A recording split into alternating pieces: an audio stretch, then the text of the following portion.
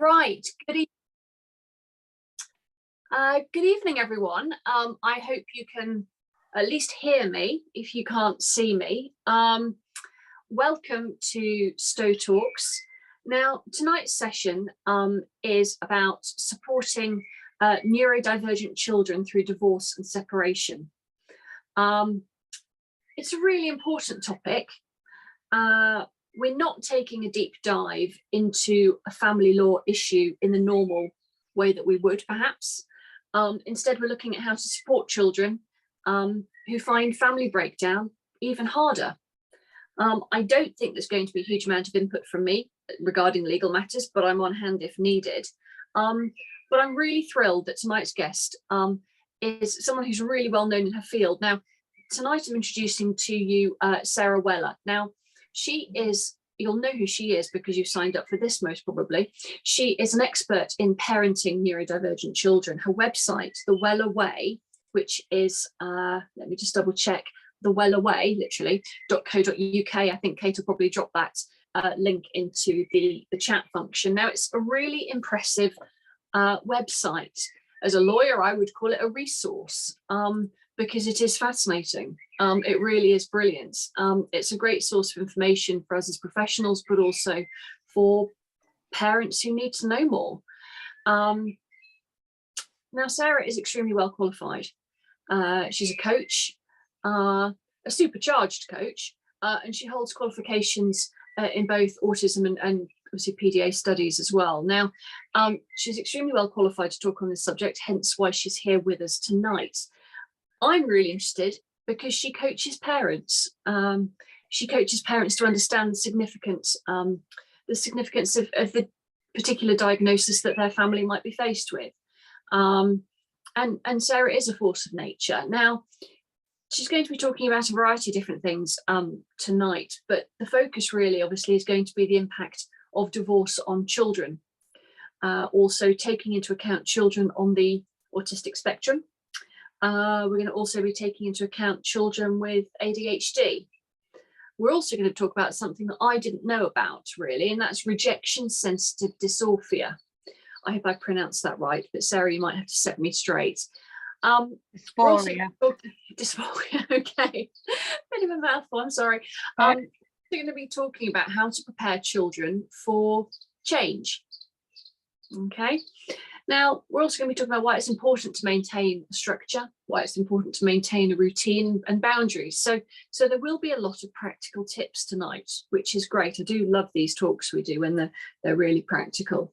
Now, very simply put, if you have neurodivergent children or you're involved with a family that has neurodivergent children, then Sarah Weller needs to be in your address book, as does her website. It needs to be on your favorites tab. Okay. Now we're going to do the usual format tonight. So we're going to obviously go into Sarah's presentation very shortly.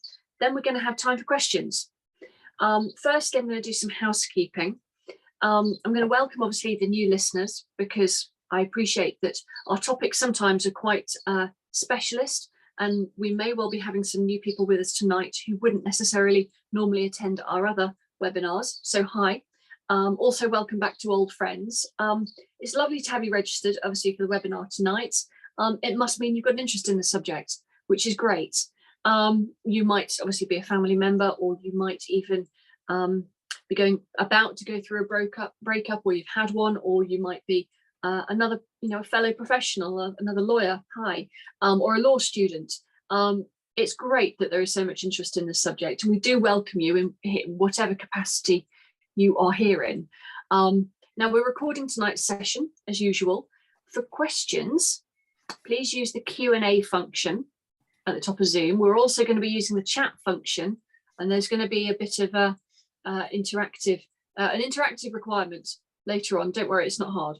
But it makes it much more important and memorable, the webinar. So now this is a safe space for people to listen and ask questions. I know you guys are great, but please do be respectful, obviously on the chat. But also please don't be shy in giving us feedback. We've been doing this for a long time now, and our content is driven by what people want to know more about.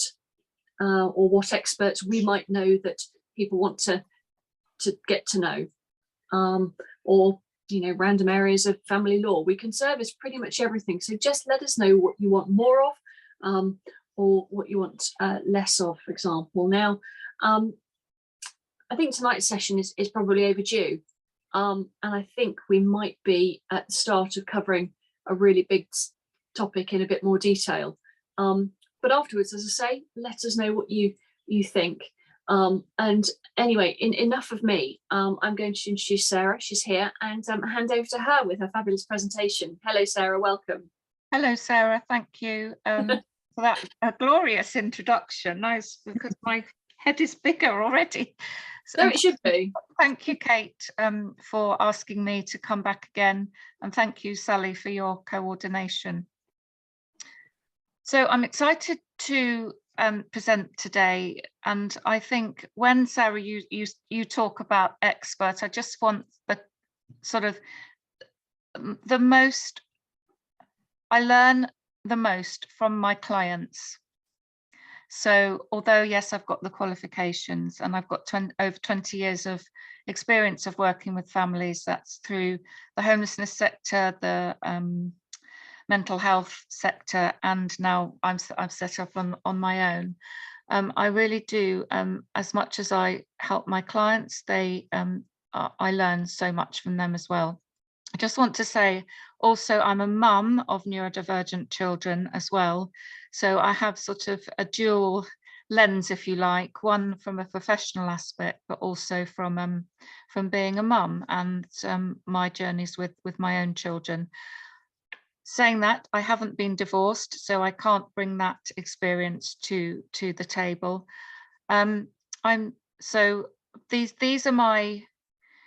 Tonight's presentation is really the sorts of things I help my clients with and what helps them. So I just want to, I apologise about the way that I'm showing the presentation. We've had another tech glitch, I'm afraid, so I'm going to have to do it manually. Sarah, you've already gone through the talk context, so I don't need to do that again. I think one of the first things I thought when Kate, we talked about this topic and what we'd cover, the first thing I sort of came into my head was, well, why are we having this conversation? Why are we specifically separating neurodivergency in the divorce process? And that sort of got me thinking about, is there a different sort of impact on children as a result of divorce? And interestingly enough, I couldn't find any research that indicated that there was a difference in the impact of divorce per se. And in my last talk, I don't know if you remember, I looked at the research quite in depth, and I said that it's not divorce itself that impacts children, it's what happens afterwards. And it's very much the same on this topic, because what the research does bring to light, and there's a lot of research about it, is that change in neurodivergent children can create trauma. And so it's having a trauma-informed approach that is the most important thing to remember if you're working with neurodivergent families or have got neurodivergent children. So when we look at what is trauma, you'll get the list of car crash, divorce, death, and all of those things, but it's not necessarily the impact of the event itself that creates the trauma. It's how that person processes the trauma. And we know that with neurodivergent individuals, there's differences in processing, there's differences in perception, there's differences in understanding. So that's why trauma is, looking at it all through the trauma lens, is so important. So going back to research, I didn't find any that said there was any particular, difference. Most of the research, funnily enough, didn't talk focus on children, it more or less focused on parents. And it did say that parents with neurodivergent children are more likely to divorce because of the differences in often managing behaviour, but also the genetic factors, of course, as well. If you've got neurodivergent children, you might be quite highly likely to be neurodivergent yourself. So I just found that from, you've got the little link there. But I thought what was really interesting was that the article talked about when you're parenting neurodivergent children, mothers are very interested and affected by children's regulation difficulties and are very much more interested in the emotional life, whereas the paternal side, fathers, are very much more interested in children's behavioural problems and want behavioural management techniques. So I thought that that difference could explain why there's that inconsistency sometimes in parenting approaches or conflict. So I just want to begin with looking at what, could you just pop in the chat what you think neurodivergency is? So just very quickly, linguistically, I promised to tell you that neurodiverse, just to clarify, is connected with an individual. So we talk about neurodiversity when we're talking about one person, but when we're using, sorry, I've got that the wrong way around. Neurodiversity is the collective. When we're talking about a group, neurodivergence is when we're talking about an individual. So we would not say he is neurodiverse, we would say he is neurodivergent, and we would say maybe that class is neurodiverse. So that's just a little bit of that is neurodiversity affirming language. Also, I will be referring in the presentation in first word language, pronouns, sort of things. So, and this has come from the autistic community. They wish not to be called someone with autism. They like to be called autistic. I am autistic. I am not someone with autism, or suffering from autism is one of the most affirming statements. So could you pop in the chat, the audience that's live here, what do you think neurodiversity, what's your understanding of neurodiversity would be really helpful, so I can get a sense of the audience.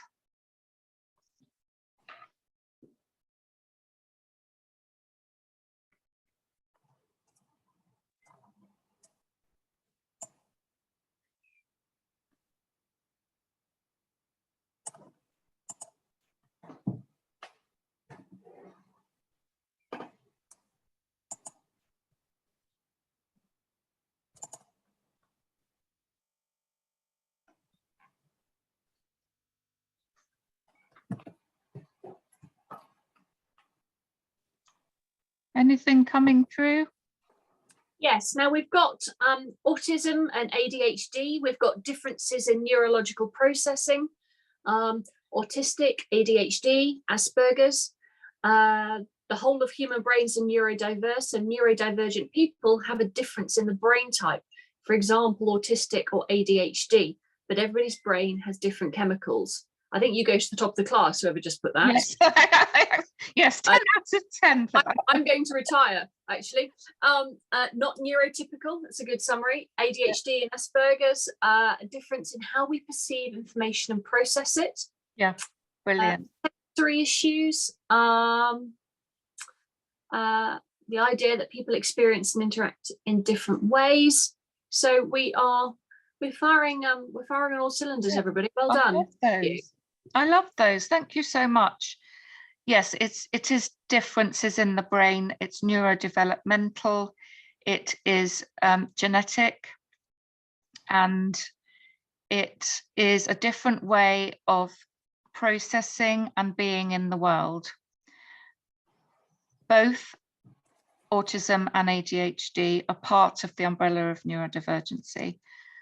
Interestingly enough, both thrive and strive for autonomy. So the root of autism is the Latin word for autos, which is for, self. So autistic individuals want to live in the world on their terms. Now we don't use Asperger's anymore. That's not a diagnosis in the DSM-5 anymore. So it's autism spectrum or autism spectrum condition, ASC. We don't call it ASD because we're trying not to use deficit disorder. We're trying to use the word difference as the D. So ADHD, primary driver of ADHD is the quest for status and autonomy. We have two sort of branches within autism. We have individuals who can't live in the world because sensorially it's too much. Then we have the individuals who can live in the world, but according to their own values. And autism is completely values driven. ADHD, however, is completely interest driven.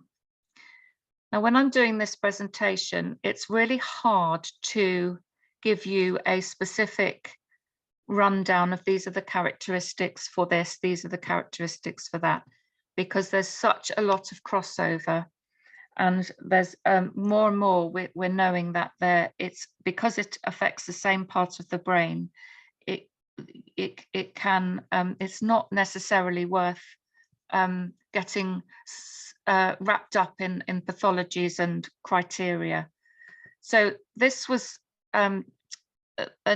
sort of shows you how complex it is and what really neurodiversity is.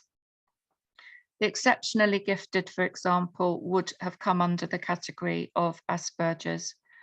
And within all of these words and all of these pathologies and labels that are given, there are commonalities, and that's what I'm going to focus on for this. It's different already, this lovely audience have identified what the differences are. The differences are in processing, so that's both auditory, processing speech and thinking, but also processing the sensory messages that are coming in and the emotional and relational messages that are coming in. And that's all linked with interoception, one of our extra senses. Common symptoms are anxiety, the need to stay in control because of the differences in information coming into the brain. We've got trauma is a common response. And just going back to trauma, I think the co-occurring trauma, whether you've had what we call a life trauma, is often as a result of not fitting in. Because of those differences, we perceive that we don't fit in. There can be social difficulties, school academic difficulties, or you could be in trouble a lot because you don't understand things or not communicating. So of course, over time, this leads to low self-esteem. And what happens is then, because of this trauma response to life, our automatic nervous system gets stuck in a very hypervigilant state. So everything's a threat. And so this is where the impact of divorce comes in, because it's perceived as a threat to my well-being, a threat to my happiness, a threat to my maybe autonomy, a threat to my existence. So that's just me putting into context. So you've got the sort of double impact of divorce. You've got the change and the anxiety and the fear about I'm going to lose control of what my life is looking like. And then what happens is it impacts the way a person thinks and feels. So then we get to a cognitive state where a child can't differentiate between a small problem and a big threat. And that's when you get the defiance, the anger, the kickback, and a lot of behaviors that you might find difficult. So all of these things are what encapsulate neurodiversity. And some of you have come up with some brilliant quotes, and this is just some of my thoughts. Neurodiversity is primarily I am different, not less. That is Temple Grandin's little quote, because traditionally it has been perceived as less because of the DSM-5 language being deficit, social deficit, language deficit, processing deficit. And you can see how those words impact a child's self-esteem. So yes, it's not neurotypical, as someone said. No two brains function alike. Somebody said that. Yes, we're all unique, and there's uniqueness within neurodiversity as well. And so I would encourage you not to retake textbook versions of your child. You know, what is autism? And you think necessarily that's, you know, that my child must have that, but because the brain's so unique, they may not. I like to call it an umbrella of differences because there's so much overlap. It's not one condition with one set of differences. Everyone presents differently and uniquely. It's a collection of related neurological differences that are intertwined. But the common challenges are very common, and they all link together, and they're all related to emotional regulation, executive functioning, self-esteem, and the sense of connection and belonging. And I think divorce can impact that sense of connection and belonging. And I'm going to talk about why when Sarah mentioned rejection sensitive dysphoria, which we'll talk about in a minute. So I just mentioned it affects executive functions. Does everyone know what executive functioning is?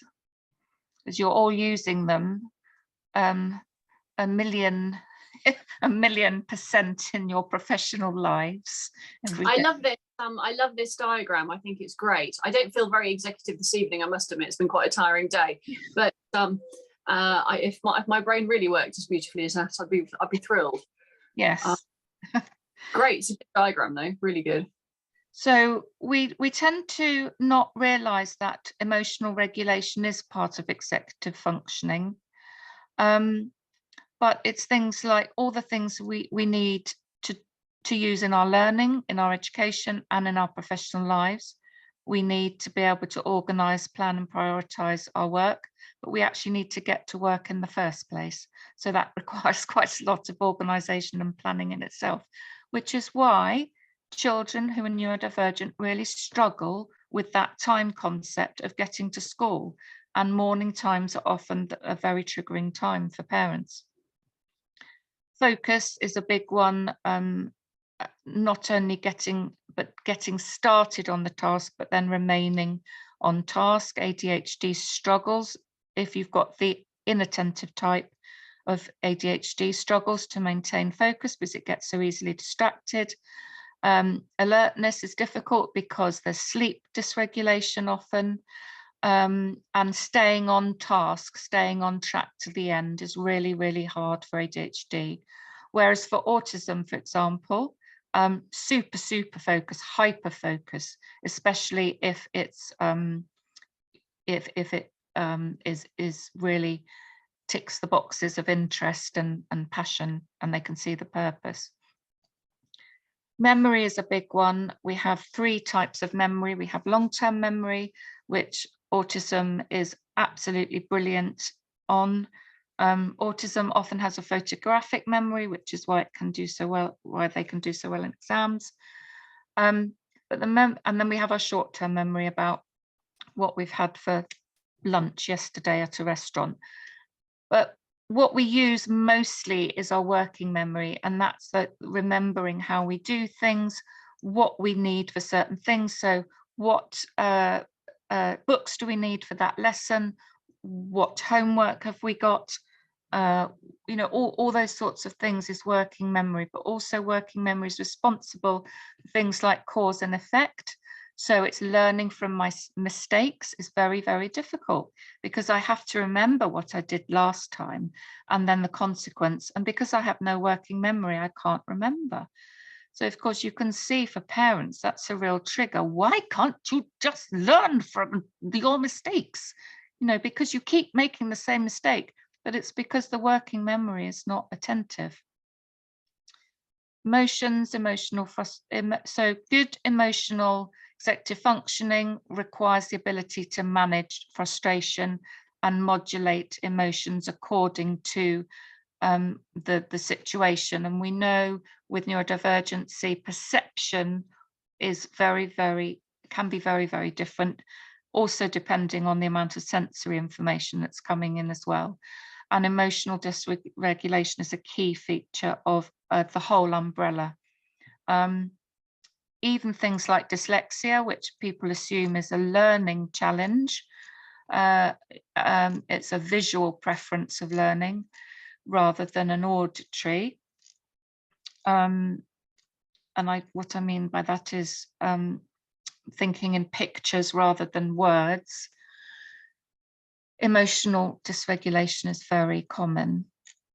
Self-monitoring is about being aware of our behaviors, being able to be self-reflect, because if we're not aware of our behaviors, we can't change them or moderate them.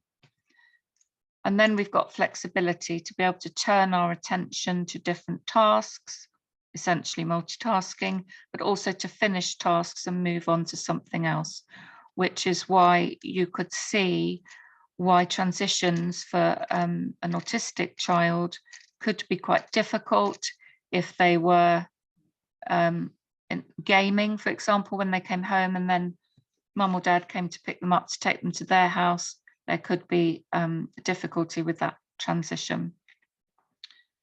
So it's worth, if you have got a neurodivergent child or you're working with neurodivergent families, it's really worth having this sort of lens of possible executive functionings, particularly if you're expecting them to, as lawyers, expecting them to return like forms in time, for example, or complete forms or things like that could be quite challenging. And I think the biggest struggle for parents is understanding that I don't have a child that I can't, I won't do this. It is actually a child in front of me that can't. And I think once you can transition from that won't to can't, you can have much more compassion. The next thing I see with neurodivergency, and I think this really could impact relationship success or unsuccess, is that often because of the differences in perception and the way I see and process the world, and the autos thing, self thing, and this is not necessarily to do with empathy, well it is, but neurodivergent individuals have a very strong sense of self, see the world through self, how it impacts self, can have trouble making friendships, reading social cues, reading facial cues.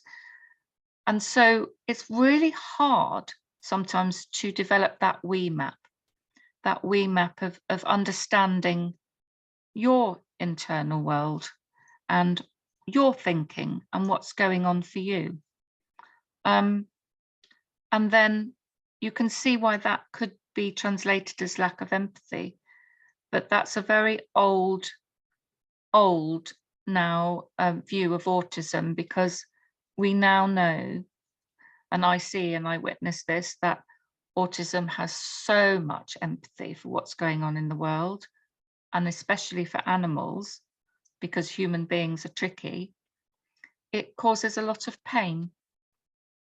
So that's why often we want to withdraw, because it's so I'm so sensitive to these experiences. So you can see that if I don't have a we map, how could I possibly have a you map? So this really, I've just put this in because it can help understand that you might think that you are communicating the divorce process or what's happening between you and your partner in a way that you understand and seems to make sense. But your child, if they don't have a we map or a you map, will be internalizing this often as their own fault. And they will internalize that sense of blame, which is very, very common.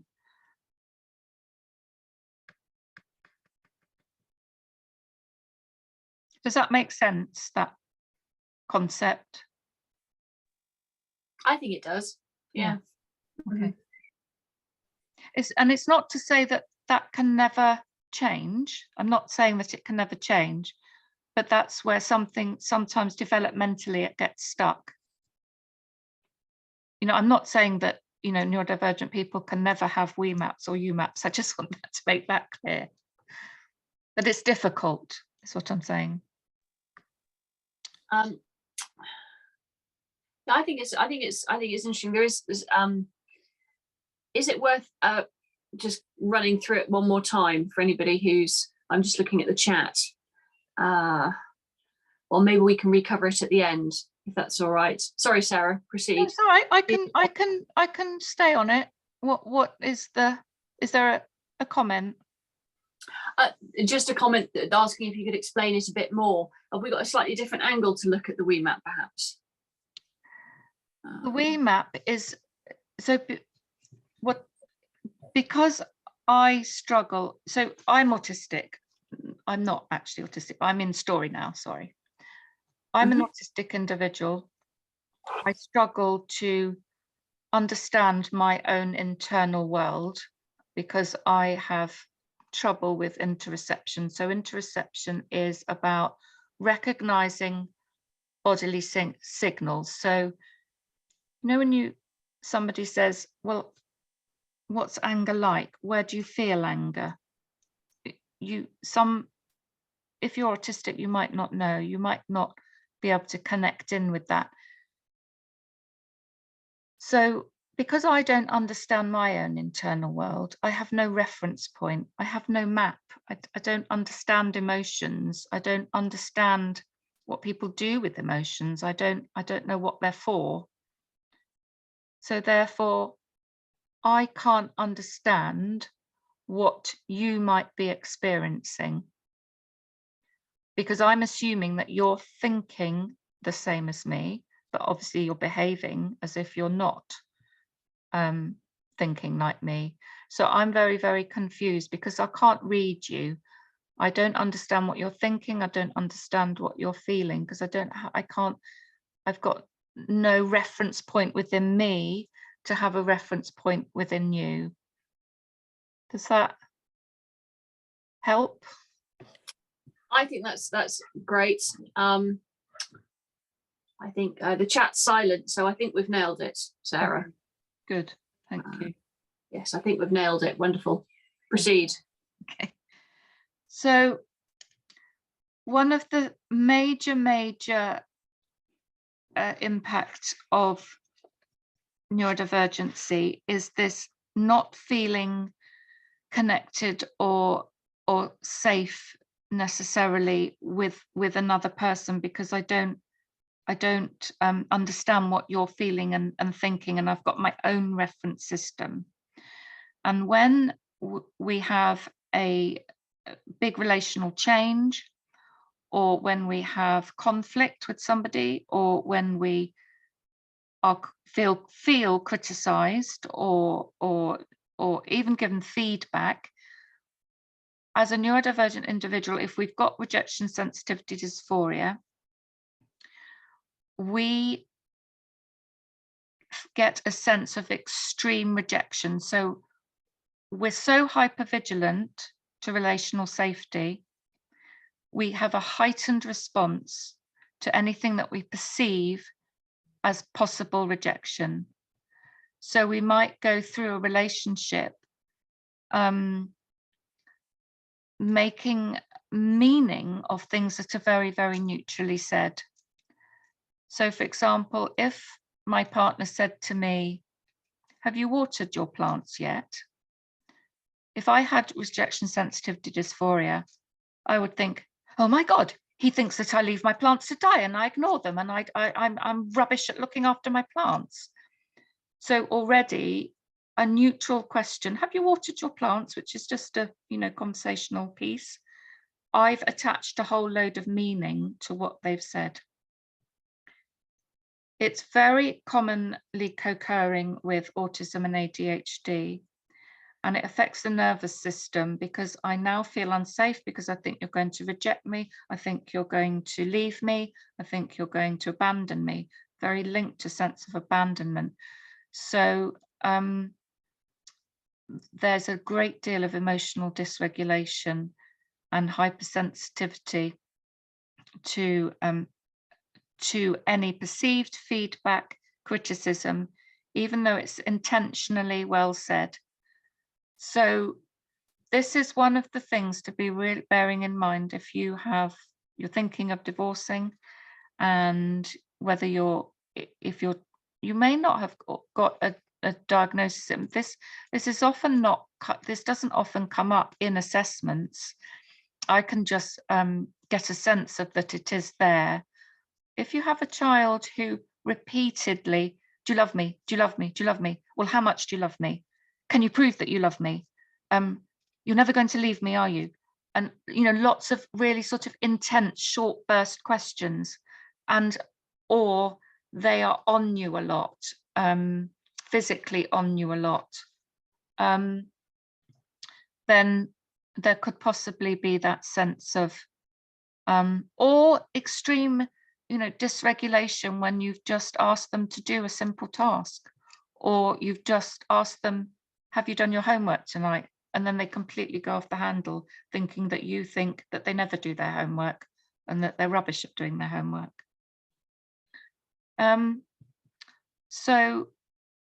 So far we've got, I'm trying to build up a picture of things to think about, which is why it's not the divorce, it's what happens afterwards. So remember being aware of the executive functioning, the U, we map, and RSD as things to think about and factor in and have a lens through. It's like you're putting on different pairs of sunglasses. So I think the three impacts of divorce on neurodivergent children come into these categories: thinking, emotions, behaviors. And I've just started to talk about them already. So we've talked about perception is different because I don't have a we map. So I might not understand what's happening between you two. Could be some faulty thinking patterns that are worth identifying. Belief system is linked with rejection sensitive dysphoria. So it could be that I'm not good, I'm naughty. That's why you're divorcing. This is what I mean by faulty thinking patterns. Lots of faulty belief systems, because it's all to do with the me map. It's my fault because I'm naughty, because I get into trouble at school, because I'm difficult at home. We also have the typical black and white thinking patterns, which can lead into quite rigid thinking about fault, assigning blame. It's your fault. Assigning fault to one of the parents. I mean, fairness is a great driver of cognition with most neurodivergency, particularly autism and ADHD, which is why you see as a career often neurodivergent individuals tackle inequality and poverty and human rights and animal cruelty, and always wanting to improve things, trying to fight the injustice. Catastrophizing that it's all going to be horrendous. There was, the research states that divorce does not impact children's happiness, very clearly categoric on that. However, children perceive that those are quite in the studies they did, children perceive that it's going to affect their happiness. Quite a lot of fantastical thinking as well, which I touched on in the last webinar, about thinking that if I'm really good, then my parents will get back together again. You know, if I'm not naughty, my parents will get back together again. There can be quite a lot of plotting about and fantasizing about getting my parents back together. So with the emotional aspect, in the last webinar, I talked about expecting a lot of emotional intensity and waves, and that's completely normal. But I think there is, it's sort of amplified within neurodivergency, because as I said, it's part of the executive functioning, but also it's really triggered by the sense of abandonment from one or other of parents. And it will be, the abandonment will be the parent that's moved out. So you see a lot of increasing in emotional, their emotional expression. The most common emotion that children show, obviously, is anger. But anger is, obviously, we often attend to explosive anger because it's in our face. But I always think that's easier to deal with in a way, because the other way is imploding. I'm going to be gender biased here, but often, not always, boys are more explosive, girls are more imploding. And the way girls implode their anger is through eating disorders and self-harming. That is anger turned inwards.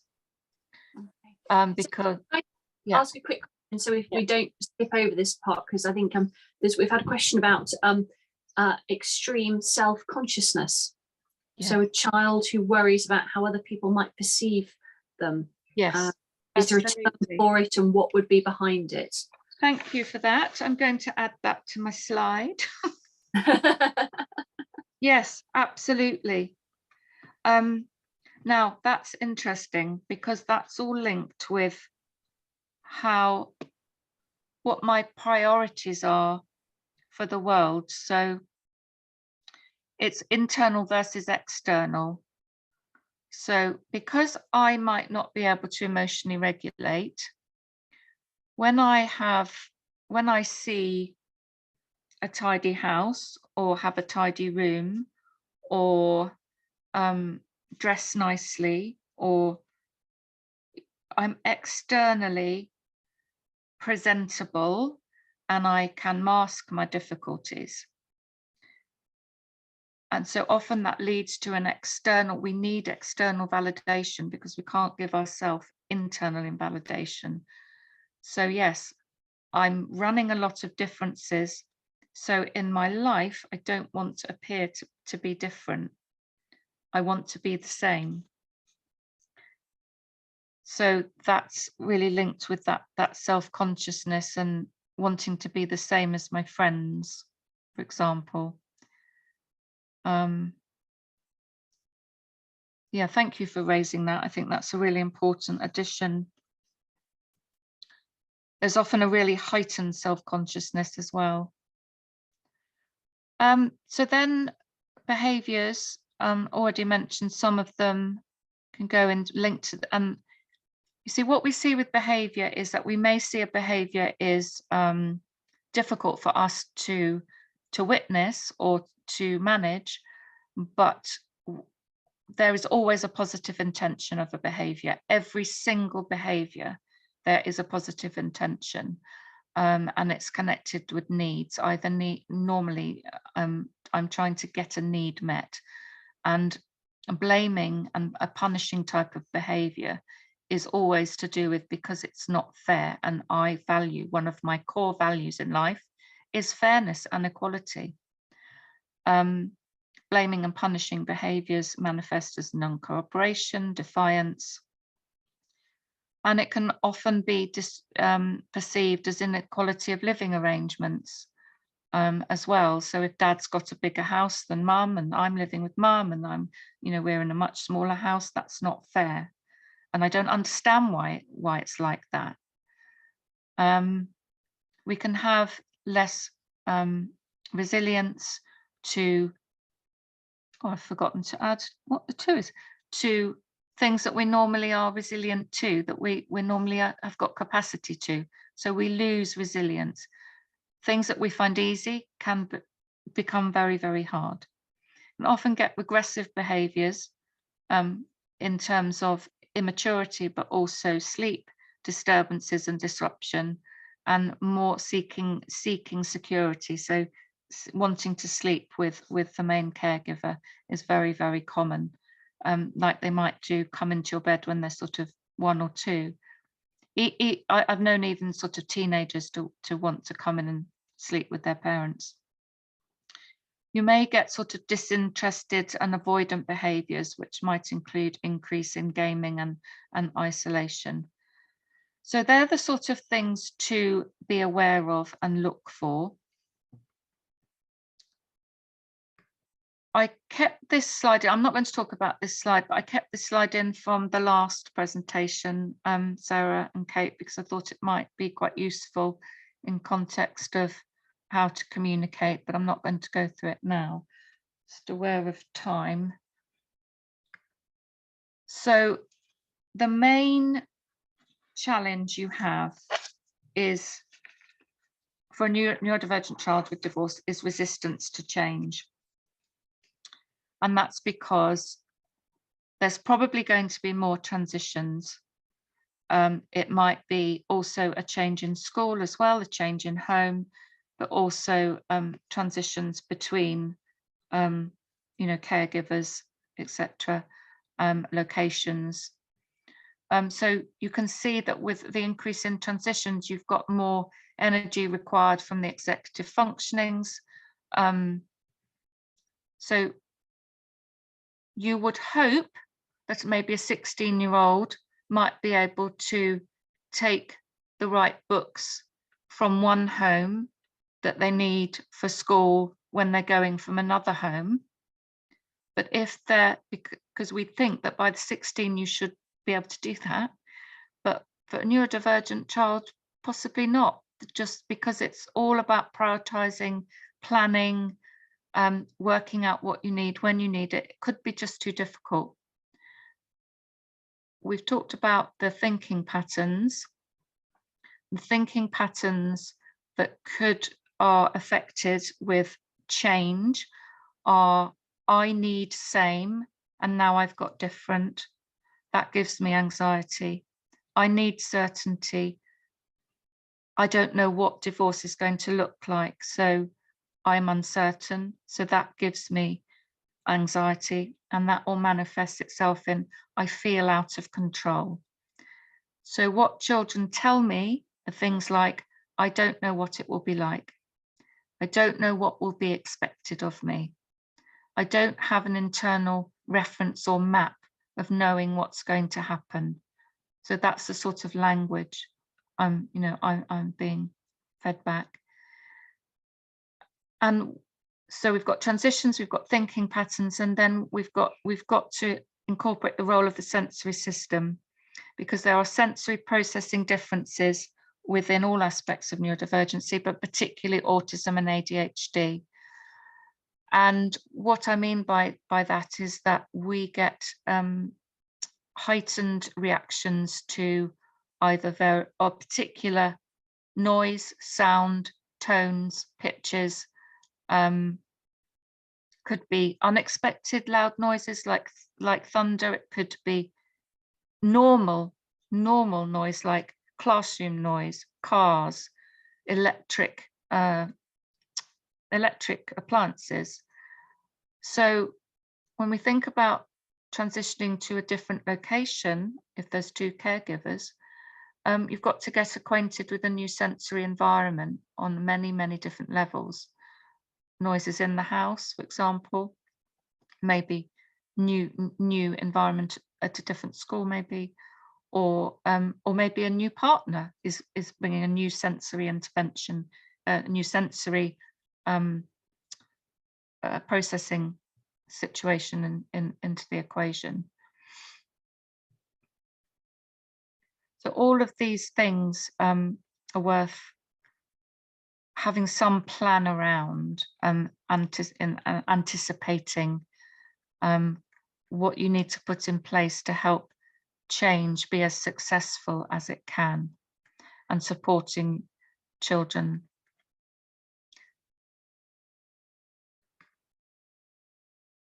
So in summary, what do children need post-divorce? These things: help with perception, help with emotional regulation, help with managing change, help with managing transitions between homes. That can be really helpful, that you have 2 sets of everything in each home, perhaps.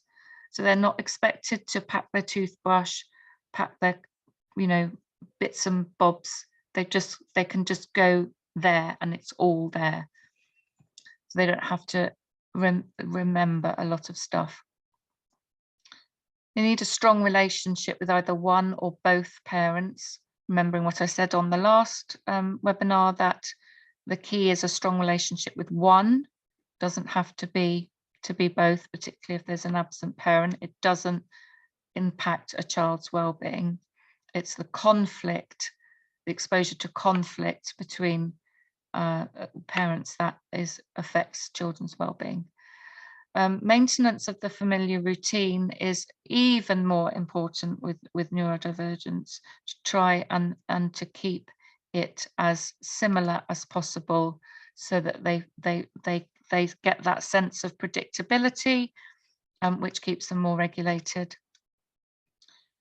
Massive reassurance of the unconditional loving, and that this was our decision. It was nothing to do with you. And if possible, and that's why I put it last, because it's not always possible, and I know with the questions I've had from the other talks I've done for you guys, is that often this isn't possible, but the ideal situation is an agreed, consistent parenting approach and boundaries. Now, it doesn't matter that things are done differently in each house, and it doesn't matter that there are maybe different boundaries on some things.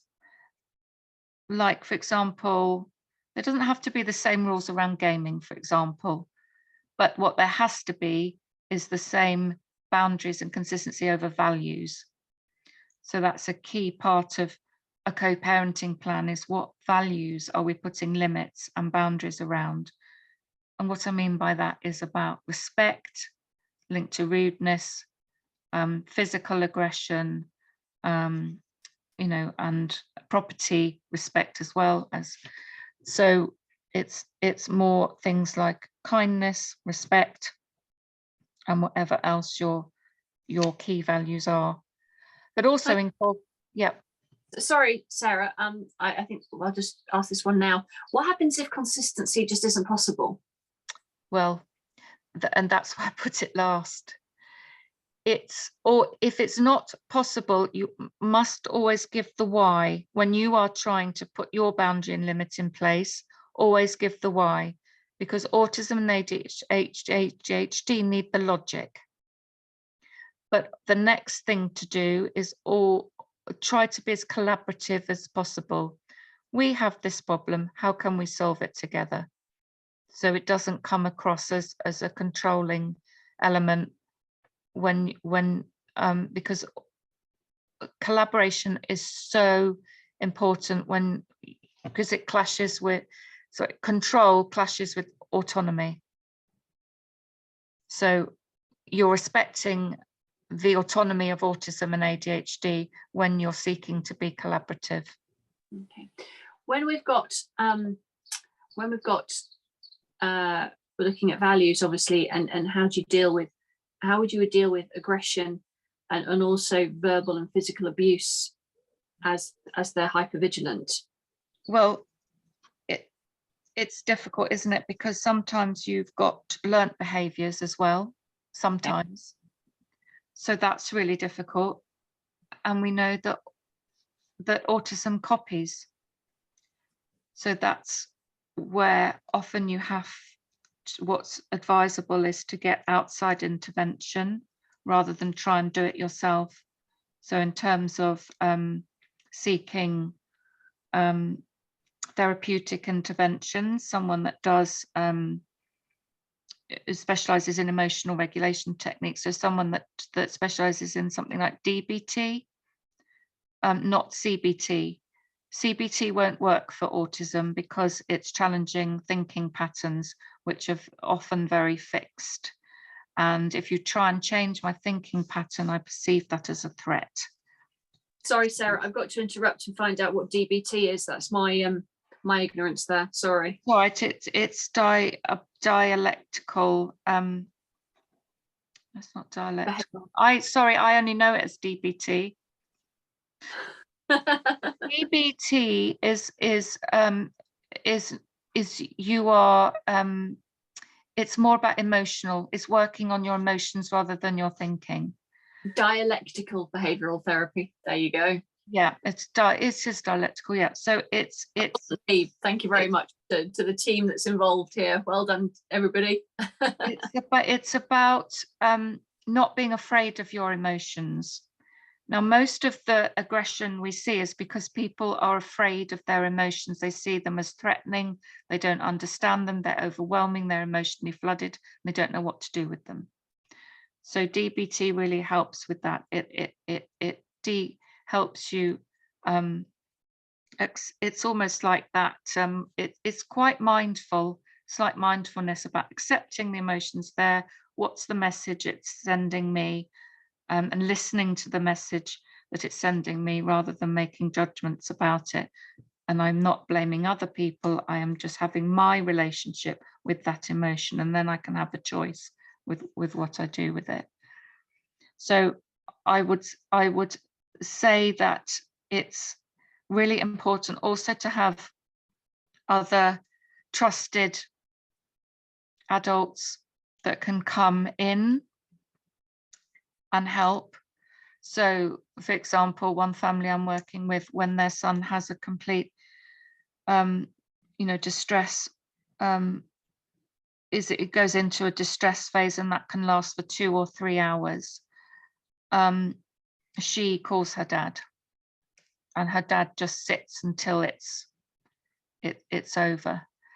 So a lot of the time, the meltdowns are like tsunamis. You cannot interrupt them because you will introduce too much sensory information, which when a system's already sensorially and emotionally upset, you're putting in more information, which increases the intensity. So often it's backing off, keeping yourself safe until it's gone through, and then trying to get some sort of support externally or a trusted person in. That's a difficult question because it's so broad and it's dependent on so many, aspects of individuals and communication styles and everything. But that is often the basis of the work I do is working out a scaffolding around that exact issue.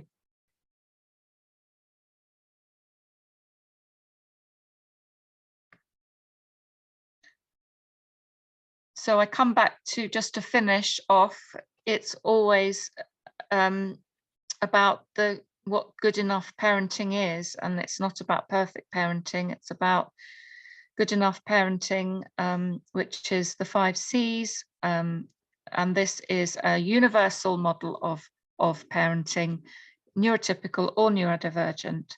This is what we aim for. This is based on Donald Winnicott's work back in the 1950s, and it's communication, cooperation. We've talked about that, collaborative.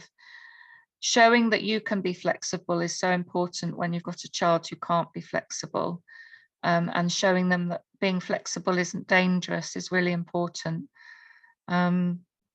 because it's the rigid thinking and all the patterns that keep a neurodivergent feeling safe. Flexibility and difference is perceived as not safe. Co-regulation is really important to be able to help them self-soothe. And the last piece, and this is very small, but I'll send it through, I think, in a separate document. These are, if you've got a child who is really, really finding post-divorce difficult, I think we're trying to bring back some, when I talk about perception, losing perception and not having a true grasp of reality, and a brain that's set in a negative bias, seeing everything that's wrong. Bringing back into a state of resilience, you do need 12 things. And you need to remind people that they've got structure. There are consequences in their lives, which means they're accountable. They've got intimate relationships. They've got trusted people to get help. They've got other relationships, hopefully, in terms of grandparents or family friends, even if they feel like they don't have friends. They've got a very strong sense of identity, which they may not feel and think, but it's important to that they feel respected for and it's fed back what's special about them. Important that they feel they've got power and control, and that they participate in making decisions that affect their lives. Belonging is really important, because often neurodivergent individuals don't feel that they belong, but it's really important to uphold cultures and beliefs. Rights and responsibilities, feeling treated fairly. Safety and security, feeling well cared for. Positive thinking, although I have problems, I know things that can get better, and reminders of when things do get better, and I know that there are good things about me. Physical well-being, reminders that I am healthy enough to be able to do, and financial well-being, there is enough money for my needs. That's a scientific model of what resilience is. You can see it encompasses 12 things. It's much, much more than the ability to bounce back from difficulty like an elastic band. So I think that's just, I just thought that was a nice way to end it, that's a way that you can bring in a different perception by perhaps focusing on those things. So thank you, and thank you for showing up at the end of your working day. I really appreciate it, and thank you for listening to me, and thank you for having me. That's brilliant, Sarah. I thought that was great. I did interrupt you a few times, sorry about that. There's been lots of lovely chat between our guests, our listeners tonight, which is great, and Kate's been kind of giving out links for resources, etc. Question wise, I think we did most of it during the presentation. Are you okay for a couple of questions now, Sarah?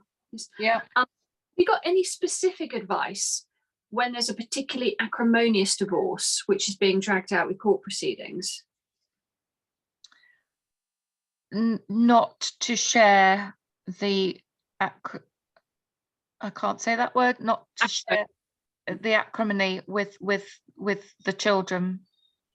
It's you know, because even if you've got a 16-year-old, we know that with neurodevelopmentally, they could be running 2 to 5 years lower than their developmental age. So if you think that you might be talking to a 16-year-old, you might actually only be talking to an 11-year-old. And that's, you know, if you've got a 7-year-old, you might only be talking to a 4-year-old. So it's very much about being very careful with the information that you share, and not going into that sort of parental alienation type of communication, which encourages that sort of black and white rigid thinking about whose fault it is. I mean, the most important thing is for your own self-care, I would guess. Not having experience of an acrimonious divorce myself, but I would imagine that preserving your resilience through your own self-care is the most important thing. I mean, I'm actually working with a lady came to see me who I'd seen a couple of years ago before the pandemic, because she was concerned about sort of coercive behaviour from her husband. And I did do a referral to social services, but social services then we went into lockdown, and social services were overwhelmed. Anyway, it was rather badly handled by a social worker, and her partner shared the whole report, social services report, with her children, and her children were 5 and 9. Anyway, long story short, she's come back to see me because she's scared about leaving him. She's decided she wants to leave him. She's very scared about what he's going to do and how much information he's going to give the children. He's already started saying, this is all mummy's fault, mummy's splitting us up, you know, blah, blah, blah. And the focus of the coaching is not about him and what to do. It's all about increasing her resilience, doing breath work and somatic techniques. So it's strengthening her nervous system. We're not doing any cognitive work. It's all preparing her nervous system to be able to cope with the barrage from him.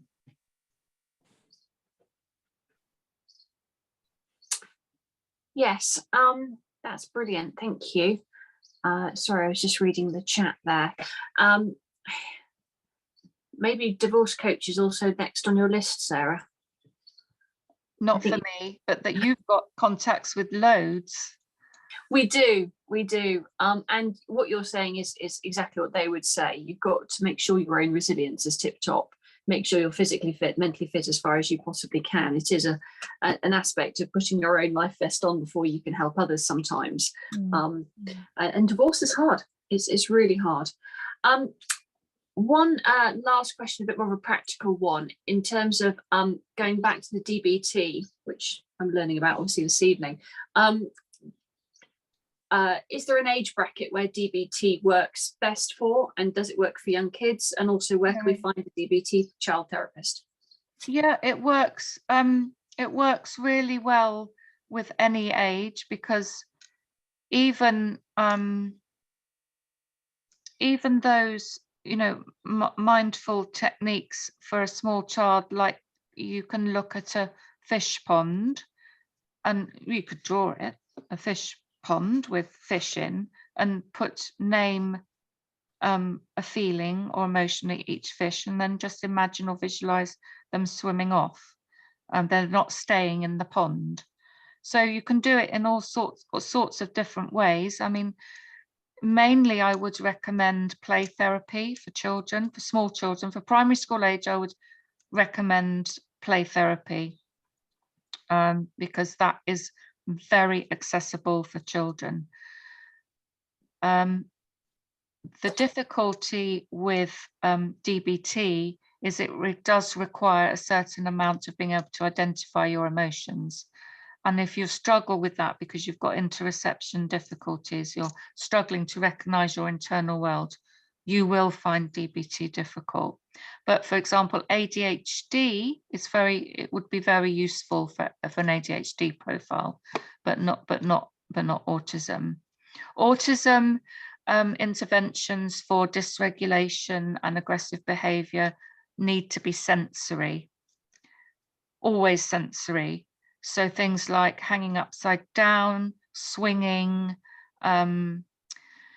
drumming, any repetitive action, table tennis, trampoline, hitting a swing ball, all sorts, singing, cold water. If you've got a child whose temperature is up emotionally, you need to bring it down. So you offer cold things, ice cream, cold icy drinks. If you've got a child who is at the cold end of their nervous system, so disassociating, hiding in freeze, won't come out their room. You need warmth. So you need hot chocolates, cups of tea, hot water bottles, blankets. So you always do the opposite. But for autism, it's sensory. ADHD and, you know, maybe things like dyslexia, you could do, I think, yeah, DBT for sure. Wow. I don't know any specialists, to be honest.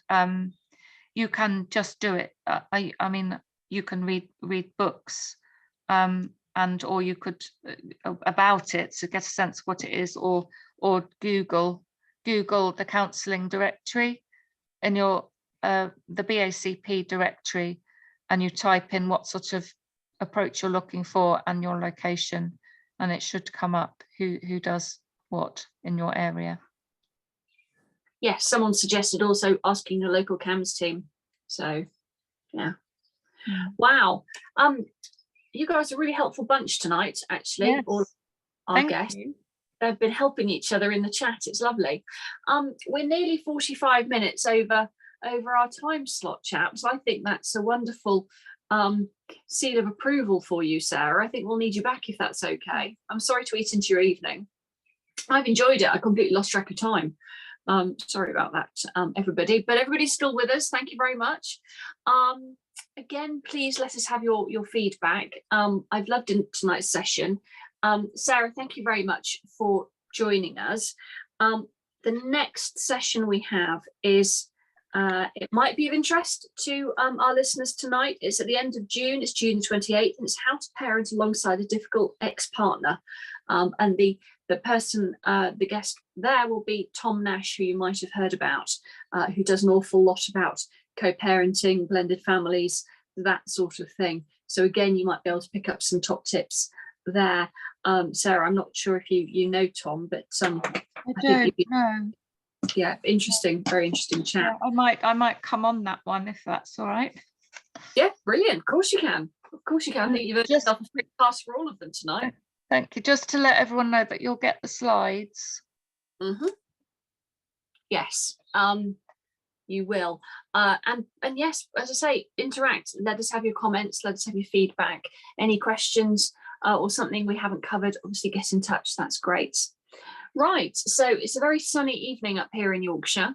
I hope it is with everyone else. I'm going to sign off now and close the session. There's lots of lovely gratitude in the chat for you, Sarah, so big thanks. There's a huge amount of love tonight, so that's a lovely thing to see. Thank you very much for giving up your time tonight and presenting so beautifully. So bye, Sarah. And bye. Thank you, everyone. Take care. Bye-bye.